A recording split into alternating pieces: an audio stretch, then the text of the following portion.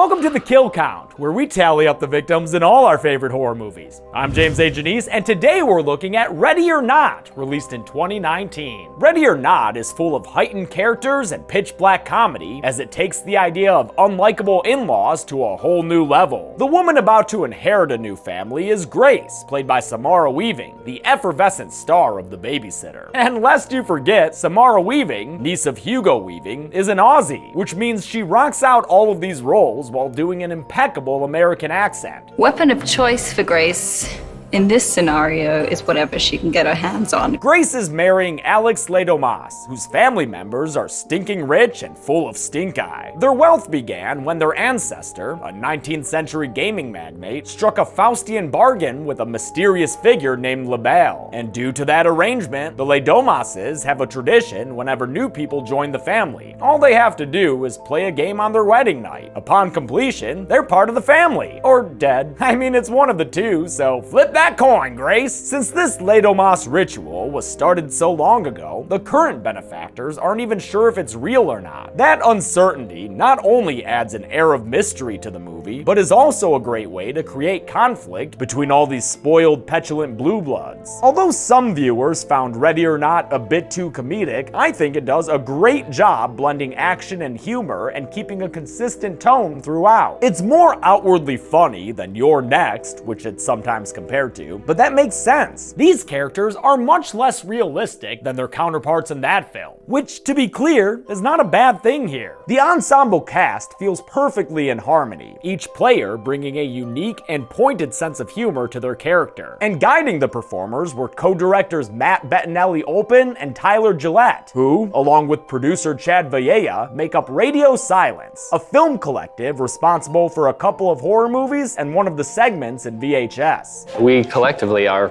Radio Silence. I had a great time watching Ready or Not, even if a lot of it was spoiled by the trailer. If you're even thinking about watching it before this kill count, I recommend you pause this video and follow through. It's a lot of fun, and it's also one of those movies where I can't include all the funny lines because there are just too damn many of them. I'll meet you downstairs, music room. Ah, yes, a totally normal room to have in a house. Let's find out how many dead bodies it takes to pay for a honeymoon and get to the kills. The movie begins with a Devilman face on the cover of a game, LaBelle's Gambit. We find ourselves in a mansion with lots of games on display, and it's through these halls that young brothers Daniel and Alex Ledomas run around frantically, until the younger Alex is placed in a wardrobe to hide. A dude named Charles runs into Daniel, hurt, and asks the young lad to help him hide. He's in here! Aw, that's not helping Daniel. At least it's not helping Charles, as he's surrounded by masked figures. As his new wife Helene cries out, Charles is shot with a crossbow, then hauled off to die. We don't get to see his actual death behind these Ledomas doors, but just take it from Helene's somber expression. He did. 30 years later, that little hiding boy Alex is now a man, and today is the day of his wedding. He's marrying Grace, who grew up in foster homes and is eager to inherit a family. Too bad she thinks the Ledomases hate her, partially because she and Alex have only been together for a year and a half. He tells her it doesn't matter. Although his family is rich, they also suck, which is why he's been estranged from them the past 2 years. In fact, his family sucks so much, is Grace sure she wants to join it? I'm giving you an out. Right now. No, thank you. I'm all the way in. Alright, Grace, your call. The only Ledomas that Alex likes even a little bit is his older brother Daniel, played by Adam Brody, last seen on the kill count being wasted in Scream 4. Daniel's got a minor case of douchey older brother syndrome and a more moderate case of alcoholism, but at least he's complimentary of Grace. You don't belong in this family. I mean that as a compliment. That cannot be said of the rest of the Ledomases, who stare daggers into the bride whenever they're not openly voicing their displeasure. You could have done so much better. Aunt Helene here is especially grumpy cat looking, but you can't really blame her. I mean, she had to come all the way from the cube to get here. Alex's mom, Becky, played by Andie MacDowell, is kinder to Grace than most of the other family members. Becky reassures her soon-to-be daughter-in-law that she too came from a lower class and married into all this wealth, which allows her to offer some unique advice. Stand tall. and fuck them. Oh, that's nice. The wedding itself is certainly nice, and just like that, Alex and Grace are husband and wife. That night, before they can get consummated, Alex tells Grace they've got a tradition to tend to. At midnight, you have to play a game. It's just something we do when someone new joins the family. It'll be a randomly drawn game, and Grace doesn't even have to win it, she just has to play. After that, she'll be a Les Domas. Stevens, the family butler, plays Grace into the music room where the rest of the family is waiting. In addition to Alex's older brother Daniel, his mama Becky, and his aunt Helene, this family also includes Alex's coked out younger sister Emily, her fart-huffing husband Fitch Bradley, their two shitty little house-spawn kids, Daniel's prissy wife Charity, and of course, the family patriarch, Alex's dad, Tony. They all vary in their sentimentality. Aunt Helene, it's nice to see you. Brown-haired niece. You continue to exist. They head into the super special game room, a living legacy of their family's ancestry. Tony tells the tale of how his great-grandpa Victor started a company selling playing cards during the Civil War era, and how the subsequent generations of Les Domases expanded the business into sporting goods, board games, and pro sports teams. I'm a huge board game fan myself, so it was great to see the attention and care given to the Les Domases' fictional products. The boxes portray board games made by the family from throughout the ages, from the Victorian era to the 1960s to today. They were created by assistant art director Laura Hochstad, and I am seriously impressed by how believable they all look. I mean, yowzers wowzers! Tony tells Grace that the Les Domas' success all began with a benefactor, a dude named LaBelle who met great-grandpa Victor on a ship one time. LaBelle owned this puzzle box right here, and bet Slick Vic that he couldn't solve it. But Victor did figure out how the Cenobite phone worked, and in exchange, LaBelle funded his business endeavors. Ever since then, new Les Domases are inducted to the family in a process that begins with putting a blank card into LaBelle's box. Then, drawing the card, and Mr. LaBelle will tell us which game to play. The result can be almost anything. I got chess. I got Old Maid. Seriously, what the fuck is Old Maid? And when Grace draws her card, it says hide and seek. Too bad it doesn't say the make a shit your pants face game. Alex would have won right away. Tony explains the rules to Grace. She'll hide anywhere inside the house, and after a count of 100, the family members will try to find her. And don't you worry about those security cams, Grace. We never use the cameras. We always play the games as they would have been played in great-grandfather's time. With that, she's off to hide. Let's get some mood music for the festivities. Don't you speak. Hide and seek. As Grace runs around, we get a better look at the Les Domas residence, a lot of which was filmed at the Parkwood Estate in Oshawa, Ontario, which was also used for a little movie called Billy Madison. I hear it's pretty quotable. Other parts of the mansion were played by Casa Loma, a 20th century castle in Toronto that was also Xavier's School for Gifted Students. Chelsea and I visited Casa Loma when we were in Toronto for SummerSlam, and I highly recommend a visit if you're ever there. Do the audio tour if you can. Casa Loma and the other shooting locations all play into Radio Silence's very hands-on approach to the movie's aesthetic. I love how old money everything looks, from the polished wood to the golden glow of all the candles everywhere. Production designer Andrew Stern helped achieve the perfect warm look, and all this attention to detail, just like with the art design, helps make Ready or Not one of my favorite horror movies of the year. While Grace hides herself in a dumbwaiter, Tony hands out weapons to all the Les Domases. Helene gets a battle axe, while most of the others get guns, though sadly, none of them peacemakers. Still, better than the crossbow that Fitch gets stuck with. As that amazing hide-and-seek song ends, these perfectly defined characters line up to kick the movie into Act 2 fun and games. Ready or not, here I come. Alex isn't partaking, and instead, after everyone else has left to hunt around for Grace, he takes some servant passages through the house back to his room. Grace gets bored waiting in the dumbwaiter and also makes her way back to the room, where Alex tells her to hush and hides her when they hear one of the maids approaching. The newly married couple watches as a Les Domas maid named Clara gets shot right in the face. Yeah, Grace, this shit's for real. The shot was fired by little sis Emily, who thought Clara was Grace. A mistake mistake her family members roundly chastise her for making. You're supposed to maim her. She needs to be alive for the ritual. It takes Clara a minute, but eventually she dies, leaving her body to be dealt with indignantly by Tony and Helene. Learning the stakes of this game has left Grace in shock. And down in the tunnels, Alex explains that hide and seek was the one bad card she could draw. Any other game, like chess, would have been played as normal, but the hide and seek card kicks off a ritual, one where his family must murder her by sunrise. And there was no way to avoid this. Drawing a card from LaBelle's box is the only way they could have gotten married.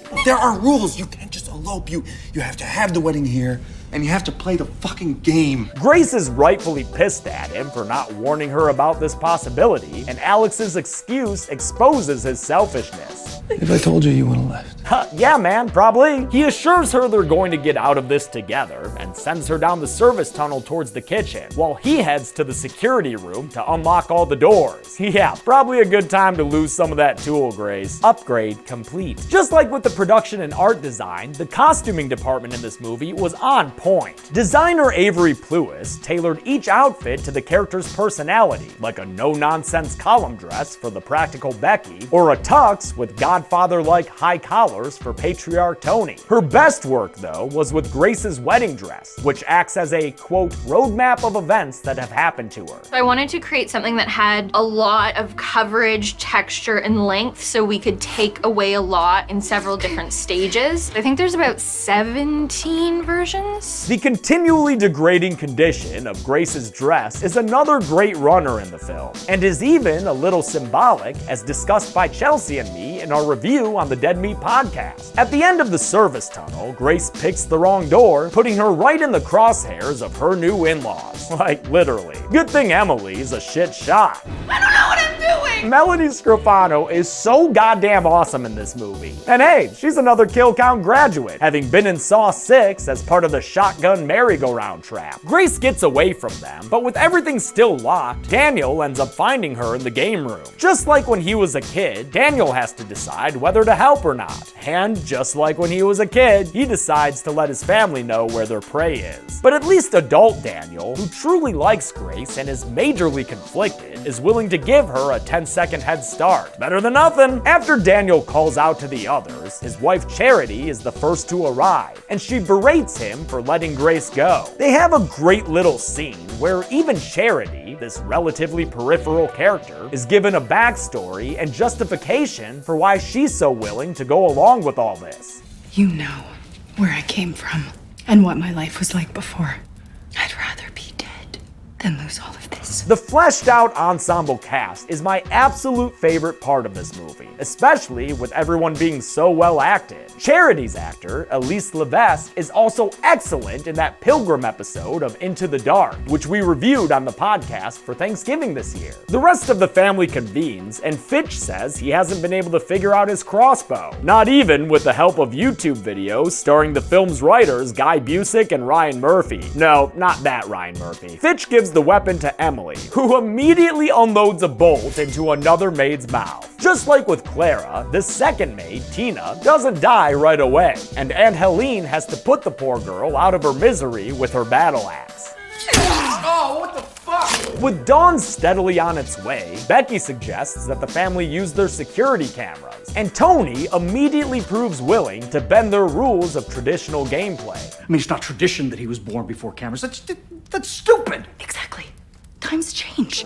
So this is a family of loose constructionists, On her way to the kitchen, Grace stops to arm herself up like a big game hunter. And while this kick-ass bride soldier may be the image you saw on the movie poster, don't expect Grace to immediately adapt to that persona. Jesus. As brave and resilient as she is, Grace is not like Erin from Your Next, and she shouldn't have to be. But that is why she forgets to load the gun before trying to shoot her way out through the kitchen door. Grace is forced to hide as the butler Stevens comes in to do kitchen stuff. After Alex finally gets all the doors unlocked though, Grace takes her newly loaded gun and points it at Stevens in an effort to make him let her go. He won't move out of the way though, and once again, the gun fails to fire. The ammunition is display only. Yeah, well so is this teapot, and that seemed to work just fine. A game of blindy swipey blocks Grace from getting out, and she ends up running back to the dumbwaiter, where she finds the third maid, Dora, hiding in fear. Grace tries to help her, but Dora instead calls out to the Les Domases to put an end to all this craziness. She accidentally hits the dumbwaiter button, and the doors close with enough force that it kills her via crushing. That's how you can tell this house was built 100 years ago. They just don't give dumbwaiter doors that same kind of bone-crunching strength anymore. During all this, Alex has been having a fucking time of it, man. After smashing all the security cameras and getting into a serious fight with his dad, he finds himself handcuffed to a bed to stop him from helping Grace anymore. Tony is muy disappointed in his son, although Helene tells him not to worry. Alex was born to lead the family. And why is he the only one of us who has ever seen Mr. LaBelle in his chair? She knows how hard hide and seek must be for him too, because in case you didn't figure it out, or just forgot, Helene was the bride in the beginning whose husband drew the hide and seek card and wound up getting murdered. Grace is determined not to end up like that guy, and is even willing to fall a few stories if it means getting out of here alive. She reverse weddings her way through the backyard and runs as fast as she can, but a flashlight's peering beam forces her to hide in the stable. Turns out the searcher is just one of Emily and Fitch's kids. Georgie? Oh shit! Hiya, Georgie! Unfortunately for Grace, Georgie takes out a gun and lands himself a headshot. After a moment of shock, Grace punches the kid in the face and knocks him out. Haha, yeah, Grace! Watch out for that goat, though! Oh man, I told you to watch out for that goat! Now you're in a gross pit filled with goat bones. Aw, and people bones? Oh hey, it's Charles, Helene's late husband. He always wore his bolts so well. Despite having a hole in one hand, Grace climbs her way out of the pit, leading to what may be the movie's most painful scene to watch. See that nail sticking out right there? Yeah, Grace doesn't. So ready or not, here it comes! Oh my god, that just hurts to see. But she powers through the pain and gets herself out of there. Good for her. After a wedding dress dressing and a cursing of the kid who shot her, Grace is good to go and makes her way out to the front gate of the estate. It takes some elbow grease and a gritty resolve, but eventually Grace escapes the Les Domas grounds. Just sucks for her that the local drivers aren't eager to be helpful. What the fuck is wrong with you? With Stevens on the prowl, Grace heads into the woods. While back at the house, Tony grows more concerned over the ever-increasing possibility that Grace will survive the night. He believes that if she does, the rest of the family will all die, even though Daniel's not convinced that the curse is legit. You think that this is a fucking game? Yes.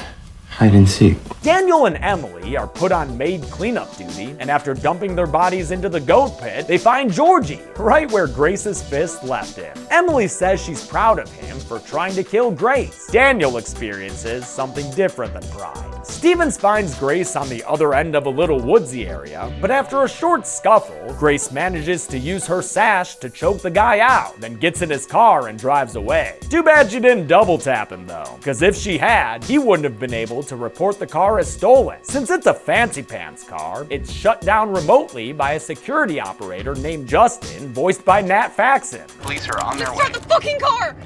Okay, there's no need for profanity. Start the car, Justin! Stevens catches up to Grace and gives her a dose of dart juice to knock her out. He reports back to the family that he's inbound with the payload, but the obsequious bastard is too busy jamming out to Beethoven to notice when Grace comes to. After a few kicks to the face, Stevens drives the car off-road and flips it over. The violent crash is depicted in slow motion upside-down shots, and when they finally finish, the lickspittle is dead. Grace crawls out of the accident and is immediately found by Daniel. And although she pleads for help once more, appealing to his good guy nature, Daniel says he's too weak to help her and reluctantly knocks her out. Grace has been recaptured, with Dawn only an hour away. So if Alex wants to help her out, he'd better work faster with those cuffs. He hides his prison breaking when his mother Becky comes in to tell him that although she likes Grace, they have to protect the family. Alex says fuck the family. They're weird and had him sacrificing goats as a child. Grace is way more chill and doesn't make him cut any goat throats, so he'd rather be with her than his family. But Becky says she doesn't believe him, and she knows deep down he's still Mama's little boy. The ritual is about to begin, so the family members prepare for it, each in their own special ways. Don't be a bitch, Fitz. Don't be a bitch. bitch. You got this, bitch. I think that was actually an ad-lib by actor Kristen Brune, who I know from Orphan Black, which had a ridiculously good first season. The final ritual preparation is placing LaBelle's box in front of LaBelle's empty chair. Grace then wakes up to find herself tied down to a pentagram table, everyone around her looking like your standard horror movie cult. See also The Curse of Michael Myers. The ceremony begins, and although it's sometimes distasteful, it seems to be going well, until everyone starts getting some seriously rumbly tummies.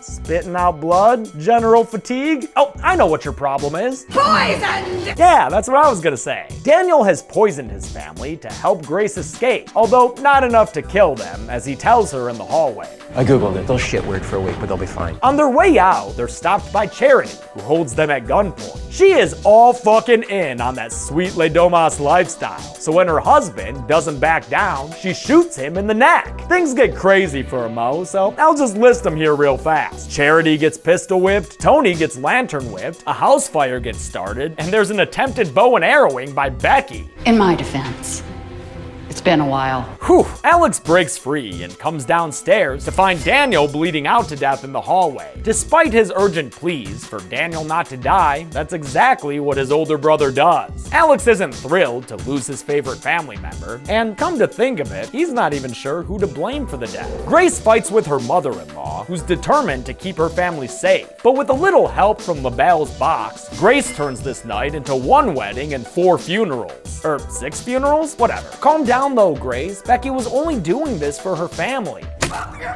fucking family! Haha, yeah, you right. Fuck her fucking family. It's in this murderous state that Alex finds Grace. When they last saw each other, these newlyweds were still plotting to escape together. But now, things are a little bloodier and a whole lot messier between them. You won't be with me after this, will you? No man, probably not. Grace never says that, but sensing that sort of answer from her, Alex puts his hands around her face and calls out for his family. You knew his betrayal was gonna happen eventually, but you still feel awful for Grace when it does. Almost as awful as Tony feels when he finds his wife's body. With the sun just about up, there's no time to put the mansion fire out. This ritual has got to go down. So gather up the children and hold down the bride. We needs to get Rosemary's baby up in this bitch. Hail Satan! Hail Satan! With a final Hail Satan, Alex goes to stab Grace, but she's able to rest free enough to take it in her shoulder instead. One banshee scream later, and Grace is able to run out the clock enough to score a victory by countout. Cause it's daylight, motherfuckers! Better hide! Right? Aren't y'all supposed to die now? They didn't. Got anything to say for yourself, Invisilabelle?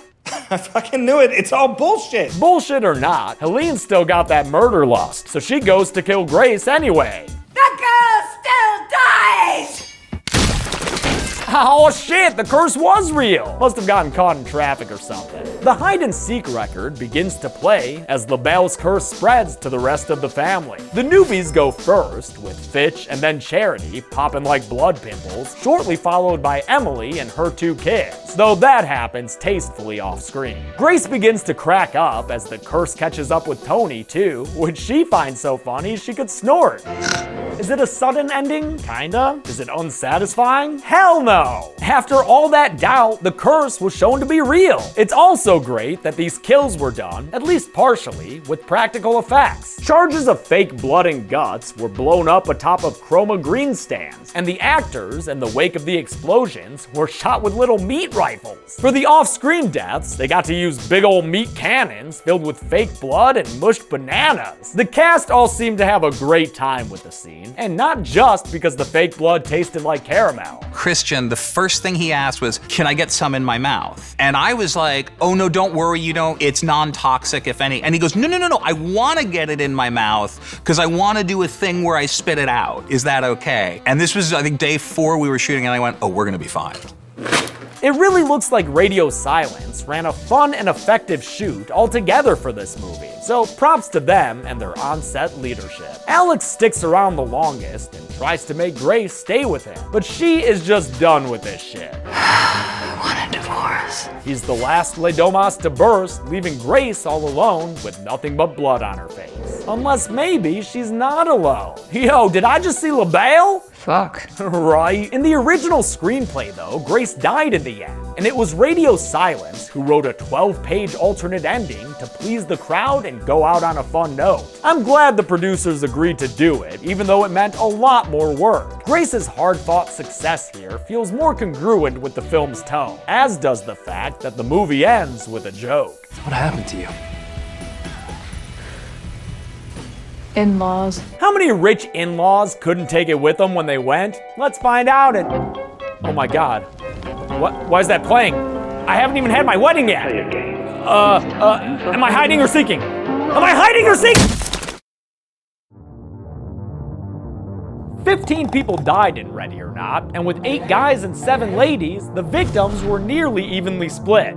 With a runtime of 95 minutes, that left us with a kill on average every 6 1/3 minutes. I'll give the golden chainsaw for coolest kill to everyone who blew up in the end. It's a solid effect and an excellent climax to the whole "is this curse real?" question. Great job with those kills, Mr. LaBelle. Dull machete for lamest kill will go to Dora, the 3rd maid who died in the dumbwaiter. Felt kind of out of nowhere, and 100-year-old construction or not, I'm skeptical that those doors could crush her like that. And that's it. Ready or Not came out in 2019 and is a great example of how lively the horror genre is when it comes to original ideas. Sure, there are a lot of remakes and sequels, but we still get cool shit like this pretty regularly. Next week is It Chapter 2, holy shit! But until then, I'm James A. Janice.